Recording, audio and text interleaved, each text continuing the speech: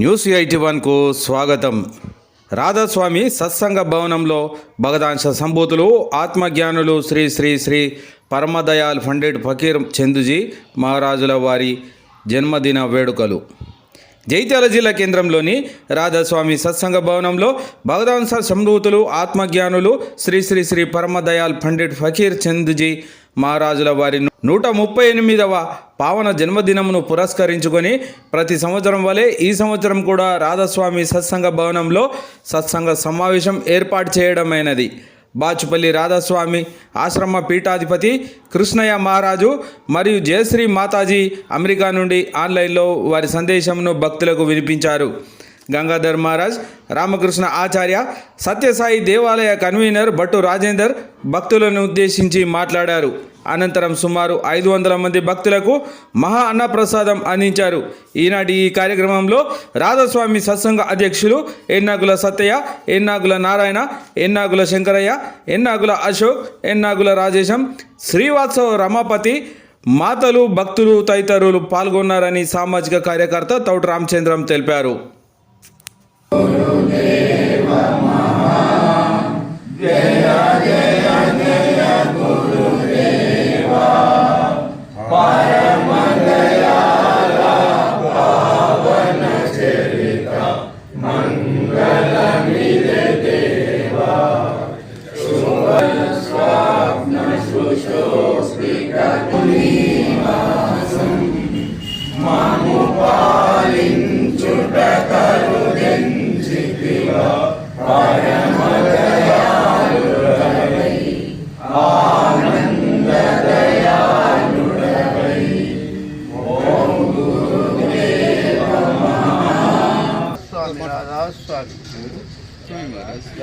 స్వామి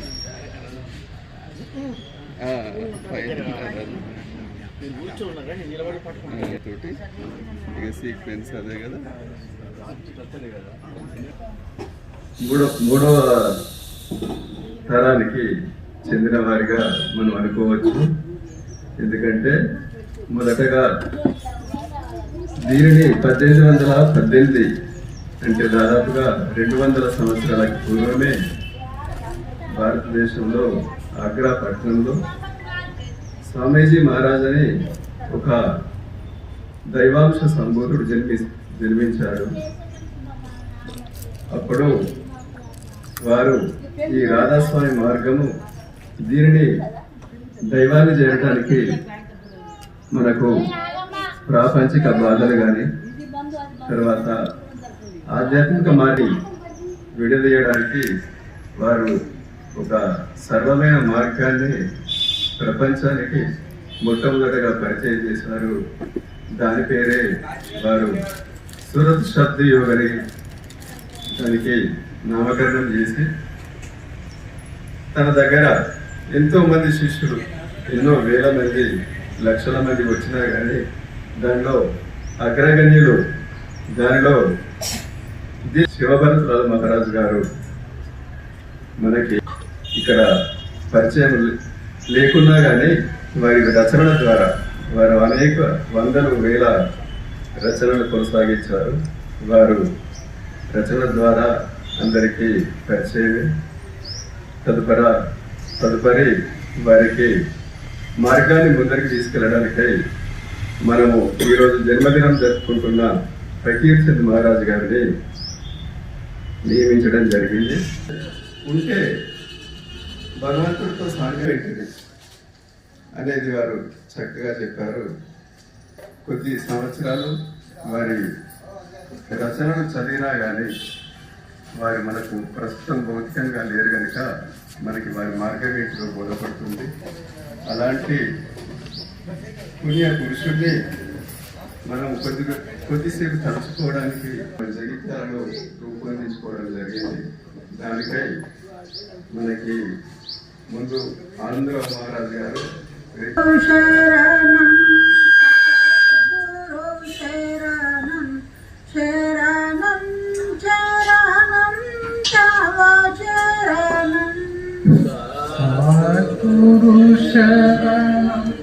సద్గురు శరణం శరణం శరణం శరణం. నేను ప్రతిసారి చెప్తూ ఉంటాను, గురువుల యొక్క సంకల్ప బలం ఎటువంటిది అని అంటే, మంచి సంకల్పాలు చేసినప్పుడు, సత్సంకల్పాలు చేసిన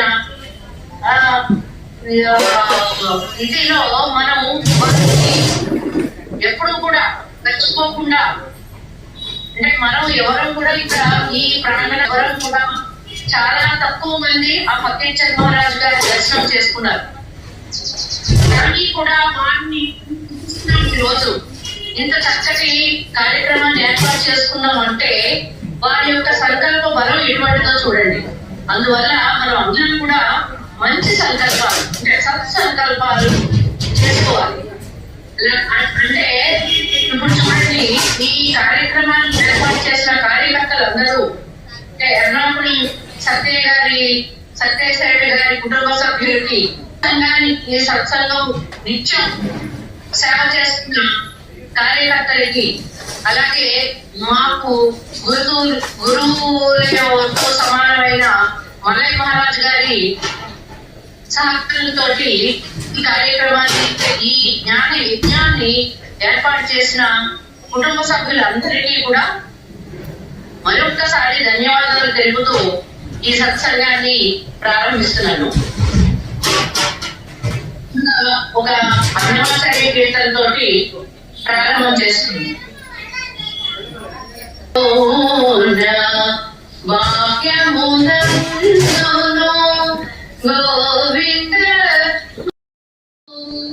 అచ్యుతుడితడే ఆదినంత్యము, అచ్యుతుడే అసురాంతకుడు, అచ్యుతుడు శ్రీ వెంకటాద్రి వినాయకుడు, అచ్యుత అచ్యుత శరణనో అనేది ఇక్కడ ముఖ్యంగా నడుస్తుంది అంటే మరి వారి ఆధ్వర్యంలో చాలా చక్కటి కార్యక్రమం ప్రతి సంవత్సరం కూడా 18 నవంబర్ నాడు ఈ యొక్క రాధాస్వామి డే నిర్వహించడము. ఈ రోజు నాడు దాదాపుగా వీలున్నప్పుడల్లా నేను నన్ను ఆహ్వానించడం, రావడము, ఒక 4 మాటలు పంచుకోవడం అనేది సో ఆనవాయితీగా వస్తుంది.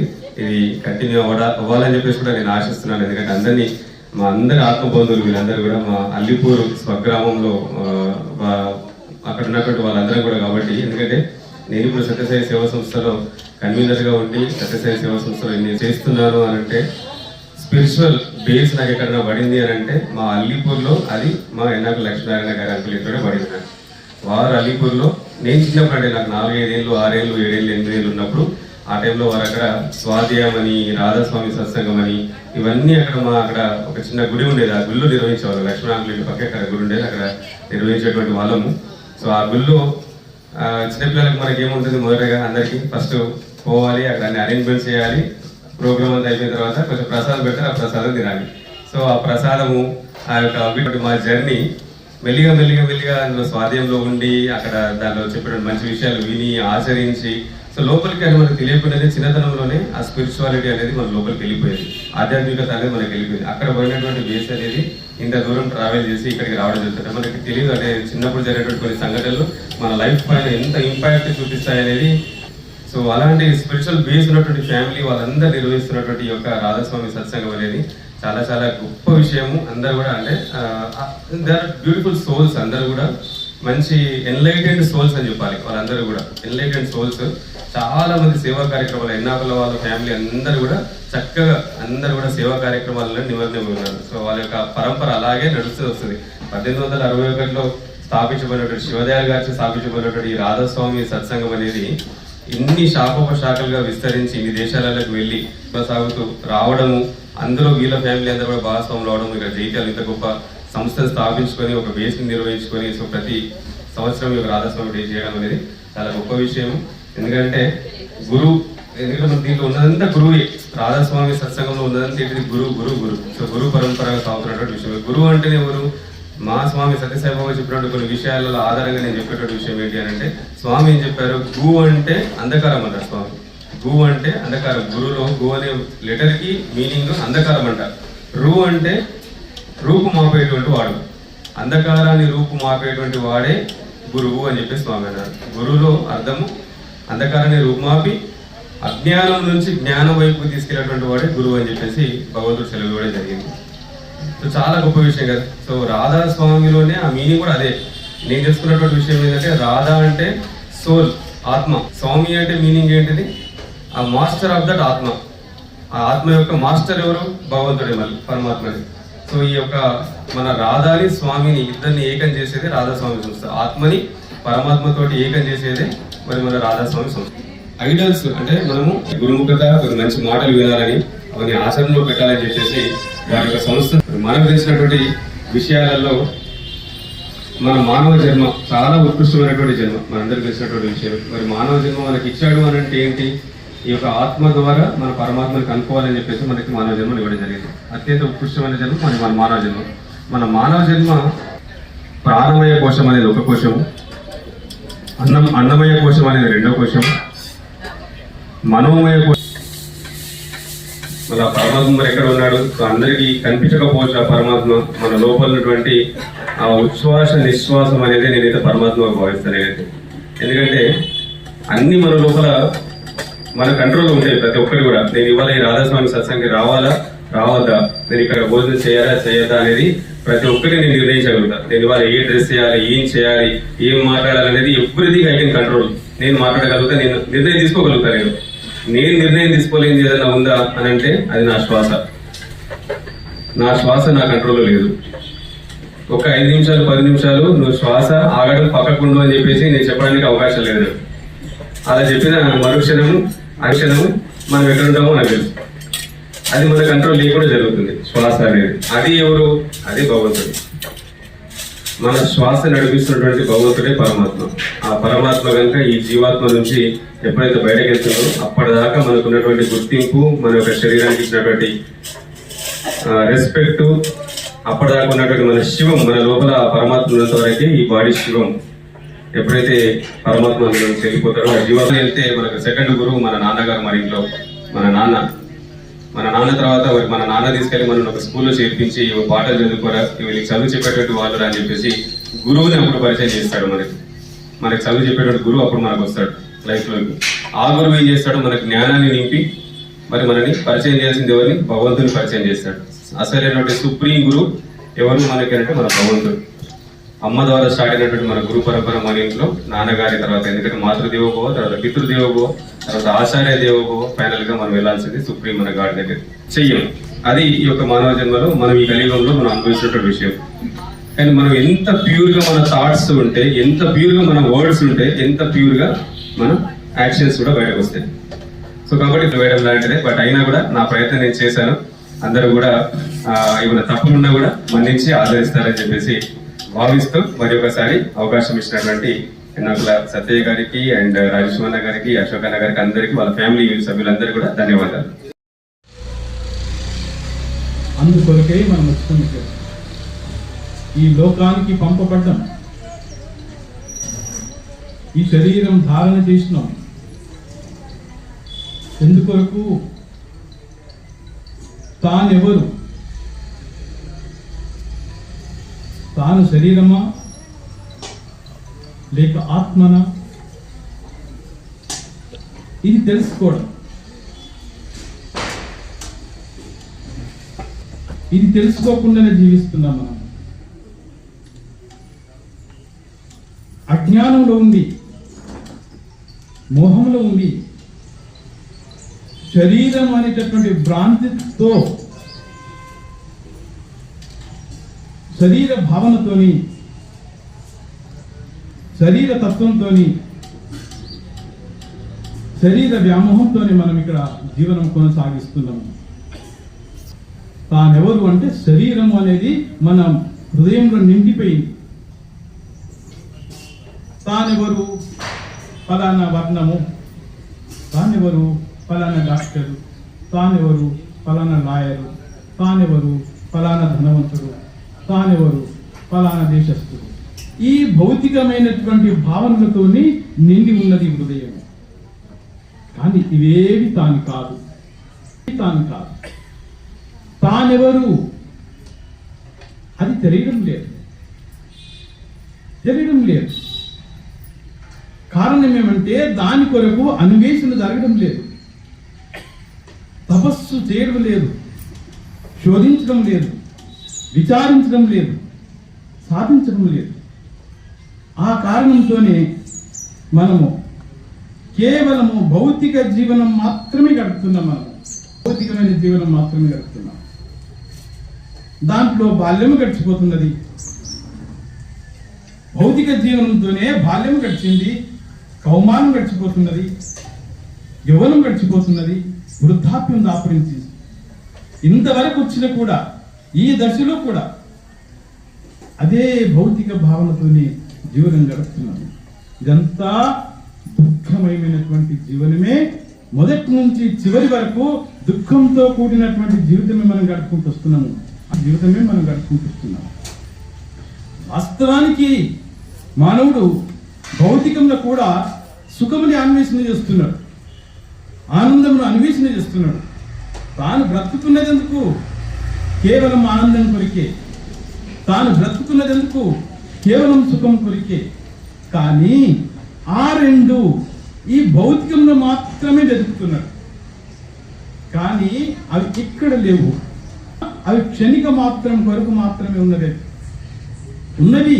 కానీ క్షణిక మాత్రం కొరికే ఆ సుఖము, ఆ ఏదైతే ఆనందం ఉన్నదో ఆ క్షణిక మాత్రమైనటువంటి ఆ సుఖము, ఆనందము అది ఆత్మకు సంబంధించింది. ఈ భౌతికంలో అనుమాత్రం వచ్చిన పరమాత్మలో అనుమాత్రం వచ్చిండు. ఆ అనుమాత్రమైనటువంటి సుఖం కొరకు, అనుమాత్రమైనటువంటి ఆనందం కొరకు ఈ జీవులంతా, మానవులంతా ఆ దాన్ని అనుభవిస్తూ ఇదే చేసిన తప్పులు దాని యొక్క ఫలితం వరకు అనుభవించే తీరవచ్చిస్తుంది. ఎవరు చేసిన కర్మ ద్వారం భవించగా ఎవరికైనా తప్పదన్నా అంత కర్మక్షేత్రమే. కాబట్టి కర్మ చేసేటప్పుడు తస్మాత్ జాగ్రత్త, 1-10 సార్లు ఆలోచన చేయాలా. మాట్లాడేటప్పుడు వివేకము, విచక్షణతో మాట్లాడాలా. చూసినా దృశ్యంలో చాలా వివేకంతో చూడాలా. ఏది చేసి పాపమైన తప్పించుకోలేదు, మనకు తప్పకుండా వస్తుంది. సంత కబీర్ కూడా చెప్పారు, కబీర్ కర్ణికి ఫలు పాయేగా కాదు. జన్మిస్తున్నారు వారందరికీ గత జన్మల యొక్క పుణ్యకర్మల ఫలితం వాళ్ళు అనుభవిస్తున్నారు ఈ లోకం లోపల. మనం ఇక్కడికి వచ్చింది ఎందుకంటే కర్మ ఫలాన్ని అనుభవించడానికి వచ్చిన మరొకటి ఏమి కాదు. ఒకవేళ కర్మని లేకుంటే నువ్వు ఇక్కడికి రావాల్సిన అవసరం లేదు. మనం వచ్చినప్పుడు ఈ సత్కర్మ యొక్క ఫలితం, దుష్కర్మ యొక్క ఫలితం మనం వెంట తెచ్చుకుంటున్నాం. ఈ శరీరంలోకి వచ్చినప్పుడు ఈ భూమి ఈ శరీరం ఇక్కడికి వస్తున్నది అంటే ఈ శరీరం బట్టికి రావడం లేదు. ఈ శరీరము గత జన్మ యొక్క సత్కర్మలను, గత జన్మ యొక్క దుష్కర్మ యొక్క ఫలితం తెచ్చుకుంటున్నది ఇక్కడ జీవుడు. వచ్చి దాన్ని ఇక్కడ ఆ కర్మ యొక్క ఫలాన్ని భుజిస్తున్నాడు, ఇక్కడికి వచ్చి అనుభవిస్తున్నాడు. ఈ మనస్సు చాలా ప్రధానం. మనస్సు చాలా ప్రధానము. ఈ జగత్ అంతా నిర్వహణ చేసేది కేవలం మనస్సే, కేవలం మనస్సే. ఇందులో ఆత్మ ఉంది కానీ సాక్షి మాత్రుడే ఉంటున్నాడు. భగవంతుడు చెప్పాడు, శ్రీకృష్ణ పరమాత్ముడు, అహమాత్మ గూఢాకేశ అర్జున, ఈ జగత్తులో నేను ఆత్మ రూపంలో ఉన్నాను సుమా, ఆత్మ రూపంలో ఉన్నాను. జగత్తు అంటే ఈ శరీరమే జగత్. ఈ శరీరమే జగత్. జగత్ అంటే మరేమో కాదు, జగత్ అంటే శరీరమే. ప్రతి శరీరంలో నేను ఆత్మ రూపంలో ఉన్నాను అన్నాడు, ఆత్మ రూపంలో. కాబట్టి నన్ను చూడాలని అనుకునే వాళ్ళు అంతరంలోకి రావాలి, లోపలికి రావాలి. నన్ను ఈ జగత్తులో ఏముంది? ఎక్కడ తిరిగినా గాలి ఉంది, భూమి ఉంది, అగ్ని ఉంది, వాయు ఉంది, జలం ఉంది, ఆకాశం. ఇంతకంటే మించింది బయట ఏమీ లేదు. పరమాత్మ బయట తనను తాను బయట పెట్టుకోలేదు. ఏడుస్తున్నాడు నేను ఫస్ట్. రాజాది రాజు చక్రవర్తి ఏడుస్తున్నాడు. మరి ఆయన ఏడ్చినప్పుడు ఇక మిగతా వాళ్ళ మాట ఏంటిది? కోటీశ్వరులు ఏడుస్తున్నారు అని అన్నాడు. రాజులు ఏడుస్తున్నారు, కోటీశ్వరులు ఏడుస్తున్నారు, అందరూ ఏడుస్తున్నారు ఇక్కడ. అందుకని బుద్ధ భగవాన్ చెప్పిండు, సర్వం దుఃఖం, సర్వం దుఃఖం, సర్వం దుఃఖం. ఈ లోకం గురించి బుద్ధుని యొక్క వాచని అందరూ సంతులు మాత్రమే ఈ జగత్తులో సుఖంగా ఉంటారు. సంతులు మాత్రమే. ఎవరైతే మనసును జయించిందో వారు మాత్రమే సుఖంగా ఉండడం జగత్తులో. ఇది సుఖం యొక్క అడ్రస్. శ్రీ శ్రీ ఫకీర్ మహారాజ్ గారి అవతరణ దినోత్సవాన్ని ప్రతి సంవత్సరం వల్లే ఇక్కడ సత్సంగ సమావేశాన్ని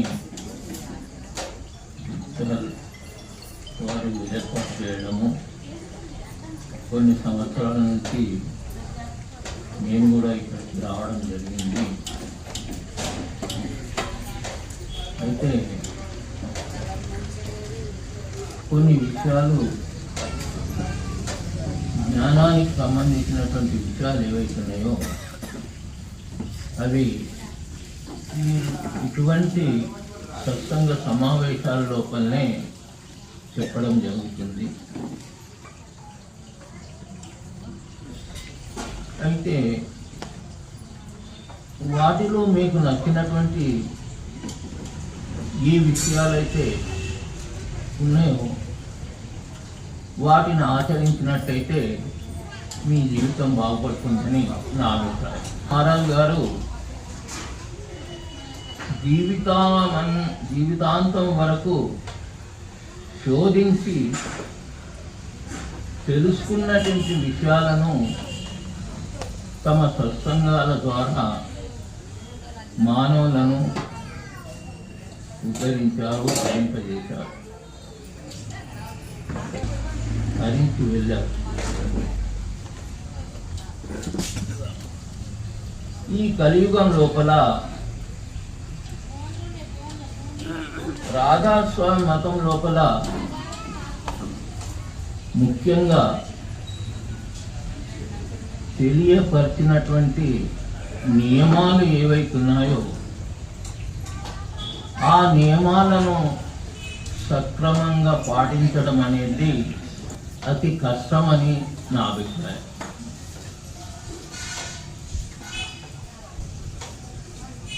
అందుకేనేమో ఫకీర్ మహారాజ్ గారు ఇటువంటి కలియుగ పరిస్థితుల లోపల ఈ సాధన ధ్యానము చేసి పునర్జన్మ లేకుండా చేసుకోగలిగే అవకాశాలు, అంటే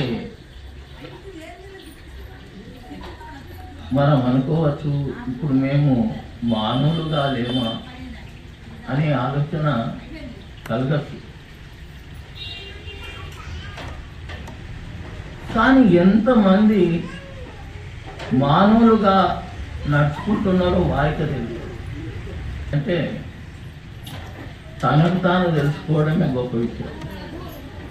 చెప్పారు ఎంతోమంది మహాత్ములు, ఎన్నో విషయాలు చెప్పారు. మానవ జీవితం బాగుపడాలంటే ఆ యోగాన్ని సాధించండి, ఈ యోగాన్ని సాధించండి, ఆ విధంగా జీవించండి, ఈ విధంగా జీవించండి అని ఎన్నో విషయాలు చెప్పారు.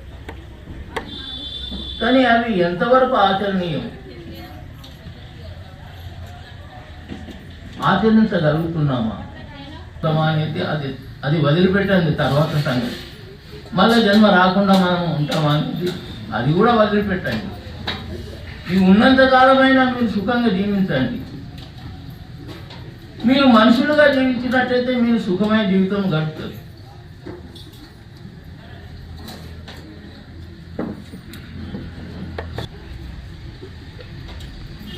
ఏముంది, మంచి మనకు తెలుసు, చెడు ఏదో మనకు తెలుసు. ఆ జ్ఞానాన్ని మనకు భగవంతుడు ప్రసాదించాడు.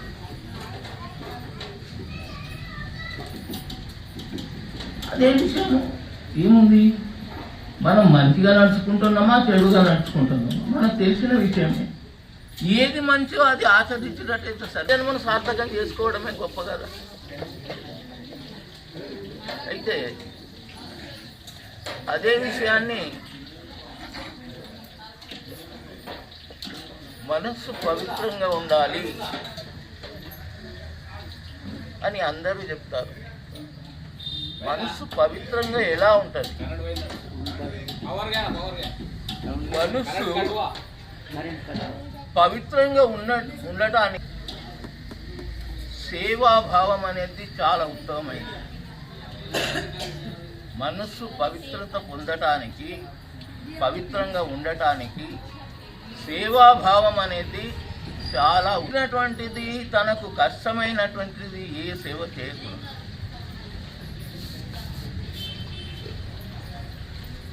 ఎవరికి ఏది అవసరం ఉందో ఆ అవసరాన్ని తనతో అయినటువంటి శక్తిని మించిన సహాయం ఎవరికి చేయరు. తోచిన సహాయం వారు చేసినట్టయితేనే, ఎప్పుడైతే ఇతరులకు మనం సేవ చేయగలుగుతామో మన లోపల ఒక భావన, మన లోపల ఉండేటటువంటి భావాలు ఏవైతున్నాయో అవి సక్రమ మార్గం లోపలనే చేకూరుతాయి. ఒక పెద్ద రాజ్యం అంటే రాజ్యంలో రాజసౌధం ఒకటి కట్టించండి అని ఆర్డర్ ఇస్తాడు. అంటే సెక్రటేరియట్ అని, సెక్రటేరియట్ కట్టమని ఆర్డర్ వేసినప్పుడు సరే అని విశ్వకర్మ పని స్టార్ట్ చేస్తుంటాడు. కానీ start not be able to do, చాలా కష్టమైందని